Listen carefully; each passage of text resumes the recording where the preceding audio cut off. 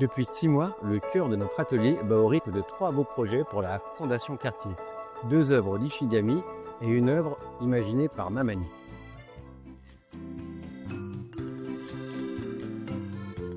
Là, on part vraiment sur un plafond suspendu de 7 mètres par 14 mètres, avec 2 retours de murs d'environ 6 mètres de haut par 6 mètres de large à peu près, hein, et le tout composé d'éléments volumiques dessus. Donc on savait qu'on avait cette problématique où ces éléments volumiques, il fallait qu'ils soient quand même légers pour pouvoir supporter la charge. Des formes dans tous les sens, des couleurs dans tous les sens, des textures dans les peintures, des fois de la texture, des fois pas de texture. Finalement, la décision qu'on a prise, c'est de faire chaque forme, chaque petit volume en amont et de faire un montage à blanc en atelier, pièce par pièce, pour être sûr que tout tombe parfaitement bien. Et c'était beaucoup plus simple d'un point de vue logistique, transport, manipulation, manutention. C'est sorti au début au compte-gouttes, mais dès qu'il a fallu accélérer ce projet, tout s'est passé très très vite. Okay, les pièces sont sorties en CNC. En très peu de temps, on a pu assimiler les différents assemblages pour pouvoir fournir ensuite ces pièces aux peintres pour qu'ils puissent les enduire et ensuite mettre leur revêtement dessous. Ce qui était super, c'est qu'on a accueilli Mamani dans nos ateliers. Et du coup, nos équipes de peintres ont pu travailler à ses côtés pour la reproduction de ces fresques. Donc tout se faisait à la main, à l'ancienne, quoi, à sa manière, très enrichissant pour eux. Et puis pour nous, c'était super d'avoir ce monsieur à nos côtés. On était ravis de l'accueillir dans l'atelier. Tout a été réalisé en forex de 5 et 3 mm avec une armature légère en contreplaqué. Donc on a réussi à gagner plus d'1,5 tonne en procédant comme ça. Donc nos finitions par mur, c'est 6 panneaux de 1,50 m par à peu près 2,80 m de haut, avec les éléments qui étaient déjà fixés dessus. Donc on avait mâché un maximum de travail à l'atelier pour que sur place on vienne, on fixe les murs directement au châssis. Il y a de la retouche et c'est fini.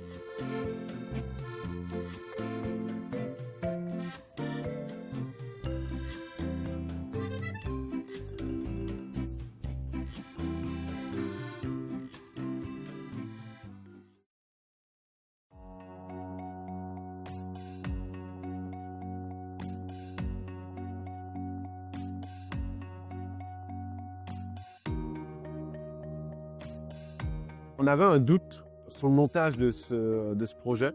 Du coup, on a fait un prototype en amont. Au final, le prototype, ça s'est super bien passé. On s'est dit, écoute, on part sur cette matière, ça fonctionne très bien, c'est facile à travailler et c'est hyper léger. On a tout simplement coupé les faces de chaque arche dans du forex. Il y a eu un gros boulot de finition, évidemment, en du noir sur matière blanche. Gros travail d'après, beaucoup de couches. Et ça nous a aussi aidé pour avoir une surface la plus uniforme possible.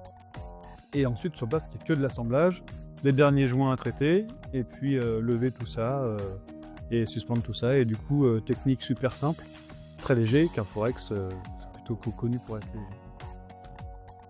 Une fois qu'elles étaient à leur place définitive, on est venu les fixer avec des élingues acier pour que ce soit le plus discret possible. Car le but, c'est que ce soit des arches qui soient suspendues donc de manière invisible. La arche haute, on l'a fixée à l'aide de 3 anneaux. Donc elle est complètement suspendue, cette arche. Et pour les 2 autres arches qui, elles, partent du sol, ils sont lestés en partie basse, avec plus de 250 kg par arche, et maintenus en partie haute par un anneau.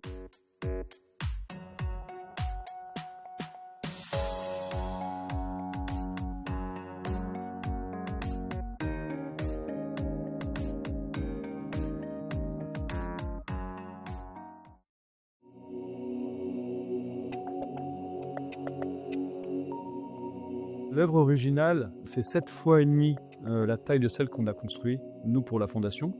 Donc la nôtre faisait déjà 6 mètres de haut. On imagine du coup la taille de l'œuvre originale, qui est toujours en construction actuellement. Ce qui était compliqué dans cette construction, parce qu'on partait vraiment que de rough, d'images, mais on n'avait aucun plan, c'était de réussir à imaginer l'ossature de la structure de cette œuvre en fonction de comment allait réagir le plaquage par la suite faisait en fait la peau. Donc beaucoup d'heures de plan, beaucoup de grattage de tête pour les équipes d'architectes. On a passé un temps de dingue à étudier, il fallait que ce soit costaud, il fallait que ce soit techniquement réalisable et que ça réponde aux normes de sécurité. C'était un gros casse-tête. Il faut imaginer que sur un même pan, un même plan, on avait des fois des formes concaves, convexes et des fois dans les deux sur la même zone. Donc très technique. Dans nos ateliers, on a d'abord construit tous les châssis, toute la structure interne. Ensuite, on les a emmenés dans notre second atelier pour faire un montage à blanc complet. On l'a monté entièrement. On a mis d'abord une première couche de CP cintrable sur tout le tour. Ensuite, on l'a élingué en partie haute pour vraiment lui donner sa position finale. Et là, on est venu finir avec la seconde couche pour vraiment figer les châssis à leur place définitive. On savait que les équipes qui allaient faire le montage à blanc, ce seraient les équipes qui allaient faire la pose définitive. Il fallait qu'ils puissent aborder tous les aspects du montage définitif pour anticiper les éventuelles problématiques qu'ils pourraient rencontrer sur place.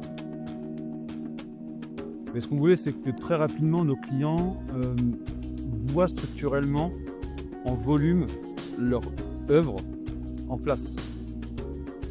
Une fois la structure brute installée, les peintres ont pris le relais. Ils sont quand même restés 2 semaines sur place, à enduire, à poncer, à reprendre, à enduire, à poncer, à repeindre, jusqu'à ce que ce soit nickel et qu'on ait un résultat super propre.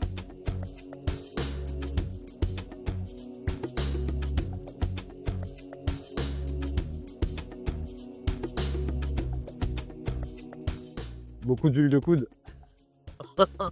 Et puis au final, ça s'est bien passé. Hein. C'est un des plus beaux projets que moi j'ai fait en tout cas. Voilà. C'est beaucoup d'investissement personnel. Et je pense que tout le monde a donné du sien. On est allé dans le même sens pour accomplir notre tâche. Tu vois. Et ça, c'est beau. Hein. Quand tu as vraiment une équipe qui suit le même mouvement que toi, tu peux que réussir. Hein. Franchement, c'est